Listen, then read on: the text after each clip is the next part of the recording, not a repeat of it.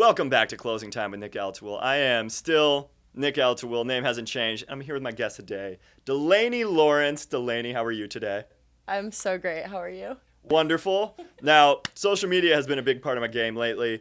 All my branding, everything I'm doing, it's all social media now. And Delaney over here is a local Scottsdale influencer. Her business is building up personal brands, helping people with their social media. She won't manage accounts, but she'll make the content for you, and she'll help you out. Yes, love making content. Thanks, Nick. Yeah.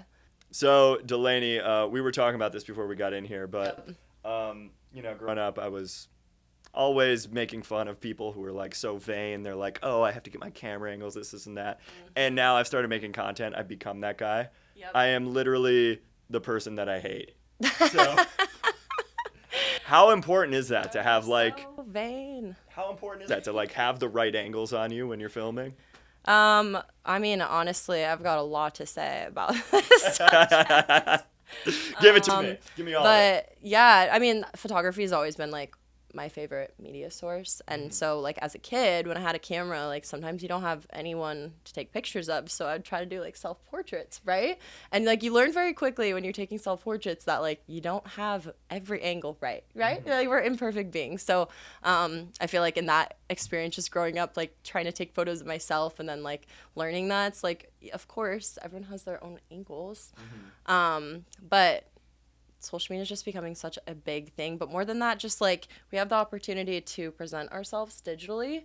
And I'm a big believer that if you don't feel like you're showing up energetically how you feel, that, then you're not showing up how you feel, right? And that sometimes that has to do with how you're showing up on camera. Mm-hmm. So you got to have your angles. Got to have the angles. And also, since you mentioned it, showing up energetically, sometimes I think I'm being... active, I'm talking with my hands, but then you film it and you look at it on camera and you're kind of stiff. Yeah. So I feel like you really have to over-exaggerate certain things. Tell me something. No. Listen up, Delaney. Let's go. No, but I've noticed with myself, just the way I would normally talk, it doesn't always show up the way I think it does on camera. So it's really forced me to okay, now I have to talk with my hands more. Now I have to put myself out there. I have to make more exaggerated facial expressions. Absolutely. Do you feel that? Absolutely. And I by no means am a model, but I've worked with a lot of brands that have You're not? put me in model roles. I'm not an agency, model. I don't really I mean, I don't know. It'd be cool to be on a runway one day, but I don't aspire to be a supermodel, right? You hear that, people? But when you're modeling, looking in the mirror and practicing your moves and whatever, your angles and your positioning, it's that does show up on camera when you do that. And that's why some of the best models, you wouldn't even know that they spend hours looking at themselves trying to figure out which way to move. But also that's a really good practice for anybody who's on the creative side, making videos and whatnot. If you have any practice or you practice with yourself, trying to get angles right, something that really helped me. Sorry, I have ADHD, so I'm gonna go all over the jumping everywhere. If you don't have ADHD in our generation, something's probably wrong with you. Yeah, it's seriously. So let me just backtrack and jump to the randomest place. I went to yoga school a few years ago. And I became a yoga teacher. I taught at Core Power here in town for a year and a half. And I just recently took a break and didn't mean for it to be as big of a break as it was. But anyway, I took a break. And what I realized is that yoga actually taught me how to position people when I'm taking photos so well, because you stand in front of people and you have to tell them the opposite side, right? So I'm standing in front of them and I'm talking about my right arm, but looks left to me. So I'm move your right arm this way. So that's something with knowing your own angles, I feel has been really helpful, because nothing's worse than handing someone your phone and be hey, take a video of me. And you get it back and you're what is this? You knew this looked bad. You couldn't help at all. You couldn't tell me to put my chin down, or that, I was slumping that hard. What do you mean? So, I mean, there's a lot that goes into all this stuff these days, and we're all making it look really easy. And it's it's honestly not that easy. There's a lot that goes into creating the content and getting it out there that just have to do with it visual. That's crazy to me. Yeah. Yeah, when I first started making content with Jensen, who is behind the camera right now, you guys can't see him, but I look back on the stuff that we first made when we first started working together, and it is trash. It is absolutely garbage. And we're like we put this out, people hit the like button on this. Yeah. Like, what are we doing? Yeah. And it's just crazy how fast you improve if you Mm-hmm. really put your nose to it and you really focus on it. Absolutely. It's crazy to me, like the waves of creativity I've gone through. So something that recently, because I've been like doing influencer style stuff since like 2020, essentially.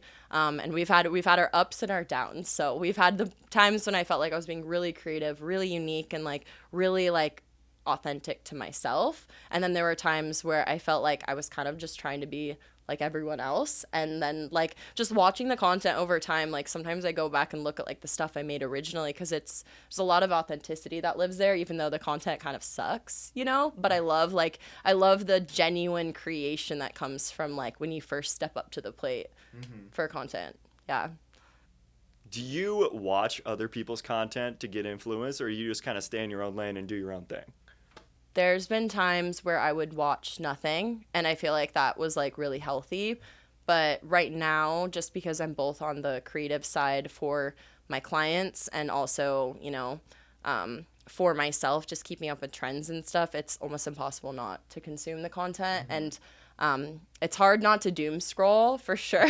We all know this. But I'd say for like keeping up with trends and like being present, like it's almost impossible to not like get on a little bit if you want to like be in the game and be regularly keeping up with everyone, you know?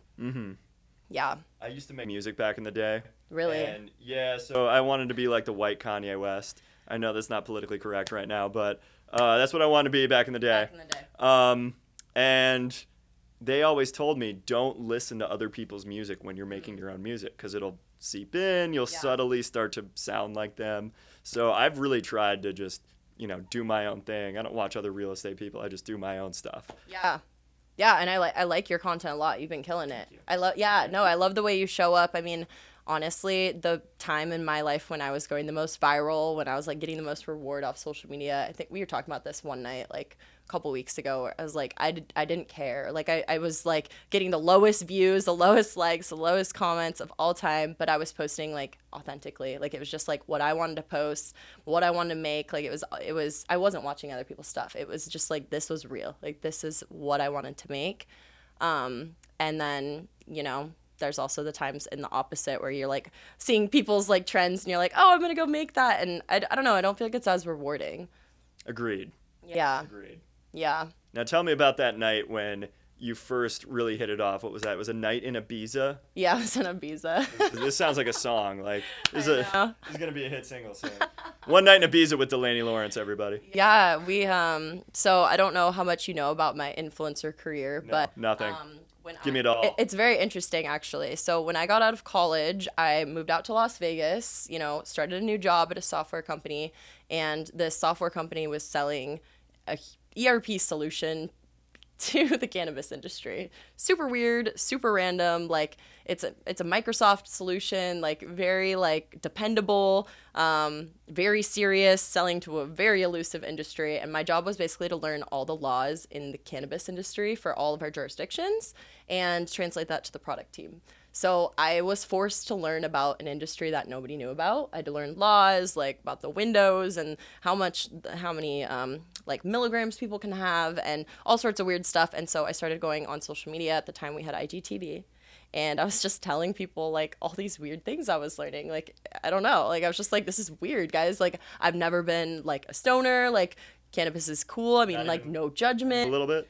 Not really. Like I never really went through like a stoner phase, like ever in my like high school or college career. Like sure, I may have dabbled, but I was never like like it wasn't where I ended up. It wasn't where I expected to end up. Mm-hmm. So anyway, I started doing that, ended up snowballing. Brands wanted to work with me, ended up snowballing even more. People at home were like, oh, Weed with Del, because that's what I called my like weekly thing, because I started posting on like YouTube and like my IGTV, so people were like, this is like a weekly thing you do, and it snowballed. And so you know, I kind of like started slowing down on it a little bit when I got to Arizona, but for the first year I was here, I kind of just like went at it and was working with brands here and doing management and content creation. And so when I went out to Europe, I went to Amsterdam, I went on their smoke boat, I consumed some cannabis, and when I was in Ibiza, I posted a video. How dare you? It hit 14 million views in like the matter of like a week, and it was crazy. That's awesome.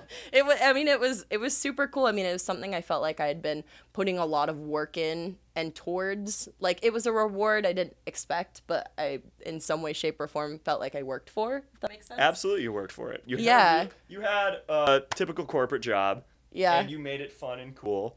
And then it snowballed and grew naturally into something that you have today. Yeah. That's incredibly inspiring. I love Thank you. Thank you. Yeah, so I mean, it was insane. Like, having that moment, like, I posted it an hour ago, and then, you know, that hits 37,000 people, and you're like, what? I'm just at dinner. Like, this is a 4-second clip. Like, I'm just showing my life. This is crazy. And that kind of snowballed into me doing, you know, a lot more in the industry. And I still get cannabis companies that reach out to me today, but it was never my aspiration to be a cannabis influencer, so I'm all more in the lifestyle realm now, but I do love and appreciate the industry because it's brought me a lot. If you're not a stoner, that seems like an interesting career choice. Like, how did that come together? Like, were you just taking the first job that was offered to you, or was it like... No, I mean, honestly, like, most of the interest was from the software worlds. Like, I was like, oh, I'll go work for this software company. Like, that's so cool. That's so interesting. I didn't understand that my role at the time was going to have so much to do with the industry. the weed industry. Exactly. Yeah. I thought we were just going to be selling software to that industry, but I mean, we had to talk to companies and brands all the time, and I happened to be one of the few people that knew a lot about it. So I got along with them really well. But yeah, for a non-stoner, it is a strange place to fall. Yeah, actually, I'll have to send this clip to my brother. So we just got back from Mexico. Okay. Last week, and speaking of, how many milligrams people can have, I guess he had something like, a couple milligrams over the amount that you're allowed to bring into Mexico. Okay. Anyway, he got stuck in a Mexican jail. They told him 20 grand or you're stuck with us for your entire trip. Oh, no. He negotiated, so he's my brother, so he knows how to negotiate. He got out for $1,000, but had to pay off the cops in Mexico. Sure. To get out of that little thing. Wow. But yeah, he's one of those stoners. Yeah. Oh my gosh. I love it. And I have so much respect for the industry, and there's some cool culture and vibes that go with it. And I actually know a lot of it's been fun over time, the experience of seeing girls that I'm friends with in that niche, who I became friends with because of that niche, and see them grow into their brand now and what they're doing. I just love it. It's so cool what social media can do. It's interesting now where it leaves me, since I didn't want to keep doing it, if that makes sense. But now I'm in a great position to help other people with social media, so I love that too. Do you ever meet people off social media in your personal life? We were Instagram friends, and now you're real life friends. Oh yeah, all the time. All the time for me. Yeah. Since I came back to Arizona, I'd say pretty much almost everyone that really I know is through social media one way or another. I love that. I think it's really cool. We have a really powerful tool right in front of us. So something that I think is really interesting with us being just generationally different. So how old are you, if you don't mind telling the boomer? Now I'm 34 years old. Okay, I'm 28. So we're definitely not I'm on the cusp of Gen Z, but I was raised by boomers, so I feel more like a millennial, to be honest. How old are your parents? Almost 70. Okay, your parents are older than mine. Yeah. So fair. Yeah. So anyway, I think it's interesting because I don't know how much you've dug into how the generations handle social media well, but we, as more millennial style, we're not used to having to present ourselves digitally, right? It wasn't something we grew up with being able to do. Whereas Gen Z, they grew up with their Instagram prepared for them, right? They're ready, they can go on there. So what's been really interesting for me, as I've been working with brands and trying to just analyze what's the best way to go about things, is Gen Z, they look at it this is the weirdest recognition that I had, or realization. This is the weird. This was the weirdest realization that I had. That Gen Z sees their digital presence as themselves, whereas we see ourselves as our in-person selves that we have to present digitally. Does that make sense?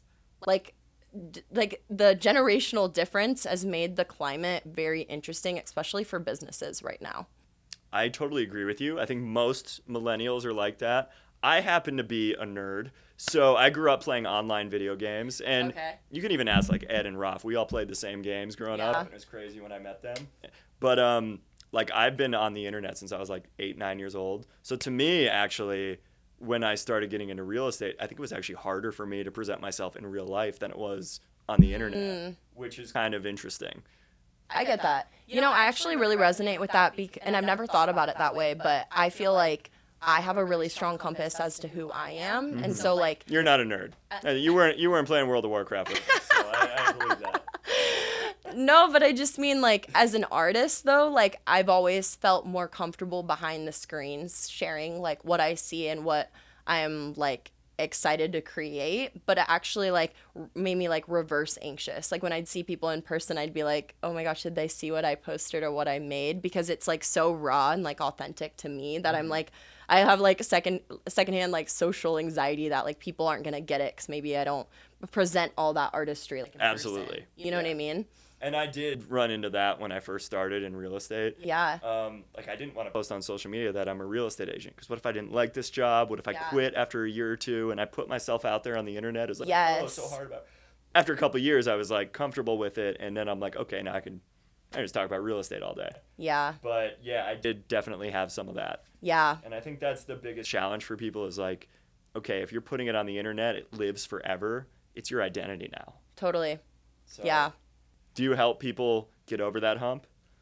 Yeah, definitely. I think that what I don't like right now is like there's a lot of noise that lives. It's like more of the toxic stuff that lives in the social media management like service industry right now, where they're like, you have to submit to the algorithm, like you need to be posting XYZ all the time, and like that's something like I tell my clients, I'm like, don't listen to that, like literally don't touch that. That's so crazy. If anyone's pitching you that stuff, that's like not cool, especially for somebody first starting out, because like we were just talking about this before we started filming, that you know, if you don't know what to post, it's pretty harmful to just be like blasting like garbage content like all day long, just because the algorithm is gonna like it better. So that's like something I tell my clients a lot. I'm like, slow down, like get real like in tune with yourself. You shouldn't be posting something that isn't making you excited or like connecting you with your people. Like let's be real about it. Like these are humans you're talking to, not a robot. Mm-hmm. Right. You want to game the audience, not the algorithm. Totally. So you want people to resonate it. You don't necessarily want algorithm pick it up. It shows that people who don't care about your stuff or care about your business or any of that. Yeah. There's also like two major routes right now with social media. I was talking to a creative not long ago who does really, really cool like design work and also like creative direction. And she was saying that there's two major ways to take on social media right now. You can either go like the virality route, where you're like constantly trying to like hit people's attention and like gain followers, which is totally cool and fine, but it's not as sustainable, because if you can't upkeep these like ideas and whatnot, then, you know, you also might get audiences that, you know, might not stick with you and like love what you're doing or buy your products or anything like that. And then there's the like intentional, sustainable route where, you know, you actually are posting intentional content to find the right clients, find the right people, the right audience, the right followers, and that's going to take you so much farther. And that's part of the reason why I really hate when people are like, I get them sometimes like on my timeline where it's like, this is why the algorithm isn't working for you. And it's like, da, da, da. And it's like, no, just stop. You don't need all that. No. What's your strategy when it comes to social media? Just post consistently. Yep. So I think the more you post and the more you actually do it, the better you're going to get. And it's just a natural thing. Sure. So like, as I was saying earlier, me and Jensen, when we first started, I didn't really have that much of an appealing hook to most of my stuff. Yeah. I kind of just went into it and just did it. Now, it just comes naturally where I'm like, okay, the first 3 seconds have to be a hit. So I have to think of something funny, quick, witty. Those first 3 seconds have to hook people. Yeah. And once you get that, then the algorithm pushes it out. Absolutely. So yeah, that's been my focus lately. Absolutely. And you have to, you're exactly right, where you have to get over that hump of like figuring out like what's good. Now, you know, like you need the hooks. You need to be doing this. It needs to be matching your personality. It has to align with the content that, you know, you've been pushing out. But then, even then, I'll break that rule sometimes. Like we just did one where it started off really slow, and I was like talking about how I'm not handy, I don't know how to fix things, and it like turned into a property video at the end, and like the algorithm didn't like that one because the first 3 seconds were a little slow. People didn't, stay past those three, but Sure. it was good content. Yeah, so I wanted absolutely. to just make it and put it out there. Yeah. So I don't always like stick to that. It's more about, okay, I felt this, I thought this was a funny idea, I'm gonna go with it. Yeah, I think it's good to test stuff too. Mm-hmm. Yeah, definitely. So when people hire you, what are they getting? Sure. So my service is very specific to solopreneurs, small business owners. You're describing real estate agents right now. You're literally describing everybody in real estate. Oh, okay. Let me just start that again. So my business is very specific to solopreneurs, small. Okay. It's really hot. Third time's the charm. It's really hot Third time's the here. charm, baby. Are you guys sweating? Okay. Anyway. Yeah. Welcome to Arizona. Yeah. So my service was built specifically, honestly, like for myself, like 3 years ago. Like I wish I had this service when I was like trying to build my personal brand 3 years ago. And I feel like even if you have a business, so I work with a lot of beauty clients. So for instance, if you have like a makeup studio and you like manage a lot of makeup artists or hairstylists, it's still important to build your personal brand to drive people to your business. And I think that's becoming more and more important. We see that with, big names like Hailey Bieber has Rhode, and, Kylie Jenner has all her brands and whatnot, but nobody would buy them unless they knew, who they were. And so my goal is literally just to help people get online and showcase their personality, their why, their reasonings as to what they're doing, and I love it. That's my favorite thing. So the way I work right now is I just do content days. So I love making content. I love photography. I love videoing people and creating reels and helping them get into their voice, like practicing talking, because as you know, that's not something that always comes natural. And so getting people in their comfort, out of their comfort zone and onto the screen. So we do content days once a month, and we strategize together, we analyze together, and we figure out how to connect them with their audience.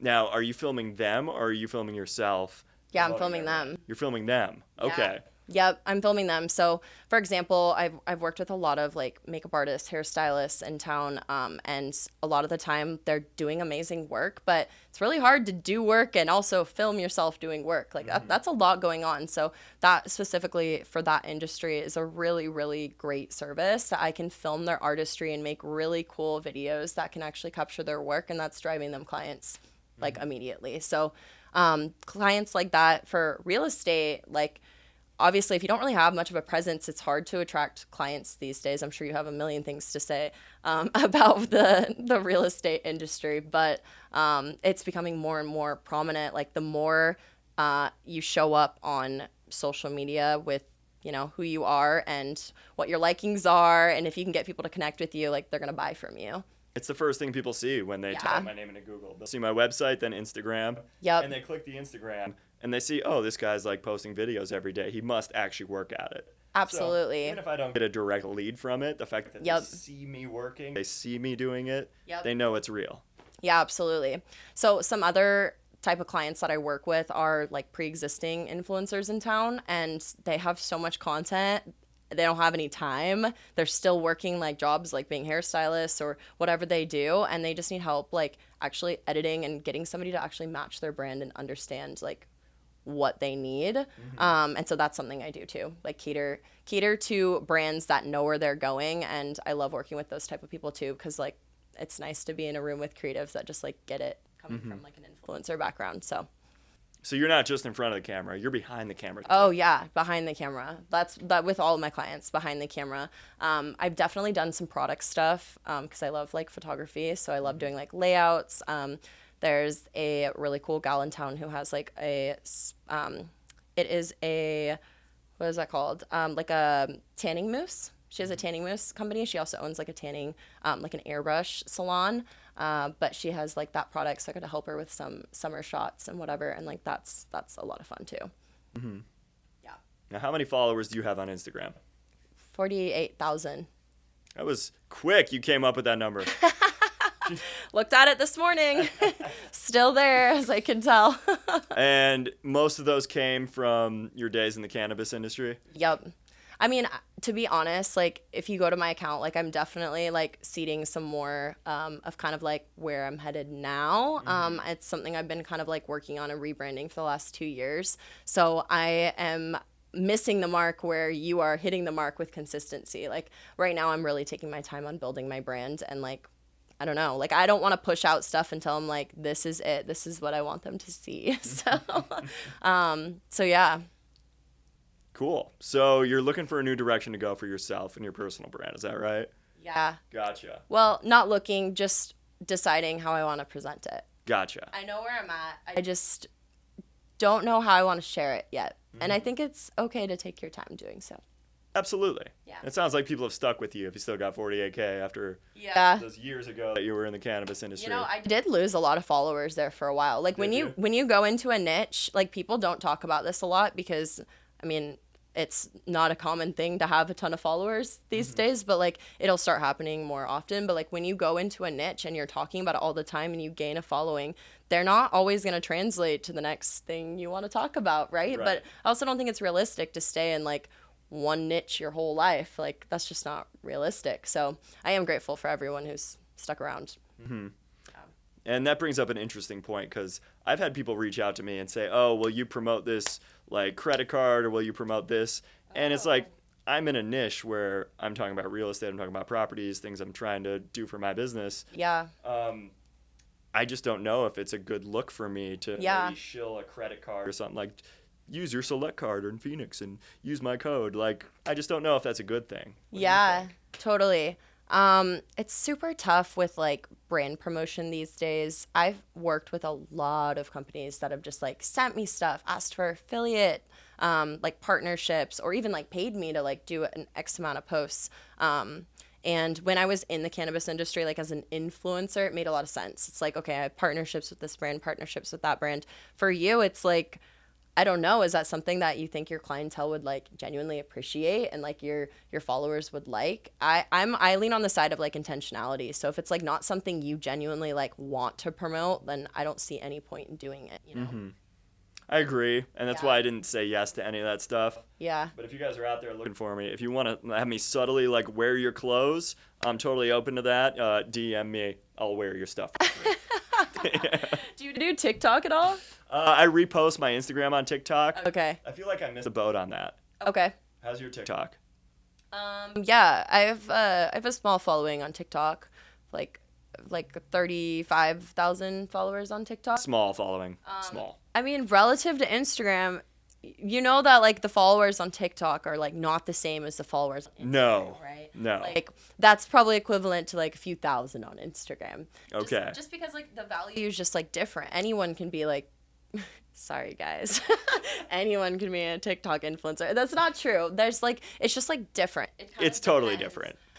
You can be, like, a very, and I appreciate that for that reason, because you could just, like, post your everyday stuff. Like, I have girlfriends that do that and they do great and they get brand stuff and they're not an influencer and they're not growing on Instagram in any capacity, but, you know, they're having fun on TikTok. Their videos are getting views and, like, it's cool, but the value of TikTok is just, like, so much lower that it's just different too. Like, if I was to suggest to you what to post on TikTok, it'd be probably really different from Instagram. Absolutely, and I've noticed that too. Yeah. Something will hit on Instagram, doesn't hit on TikTok, but it hits on TikTok and Instagram, it does nothing. Totally. So they're completely different platforms. But I did want to show you, I get the wildest comments on TikTok, and that's the only consistent thing. Let me read this one to you. I love it. So this one, like, this is a post about Optima. And, like, look at this woman. She says, Optima complex. I call it more of an Oedipus complex because every guy who's ever been kicked out by his wife, mom, or girlfriend ends up there. Like, wow. These are the comments I get on TikTok. Yeah. People on Instagram aren't that savage. Wow. Yeah, that's crazy. It really is like an open forum. Like, it's very casual. People are very comfortable on there, which I appreciate. That woman's a doctor. That's a freaking doctor saying that, by the way. You know, it's like you can't expect everybody to be on TikTok these days, right? No. So I think people think they can get away with it, right? Like they're like, no one's ever gonna see this. No one else. Which is like crazy. And also like people are posting on TikTok so casually that I actually really like it for that reason too. Mm-hmm. Just like, hey guys, what's up? Hope you're having a good day. Bye. And it's like for some influencers that's working. It's kind of crazy. Mm-hmm. Yeah. So you getting any brand deals yet? Recently? Mm-hmm. Or all time? Have you ever gotten a brand deal? Yeah, definitely. Tell me more. I've had a lot of brand deals. The biggest ones were definitely with cannabis companies. Mm-hmm.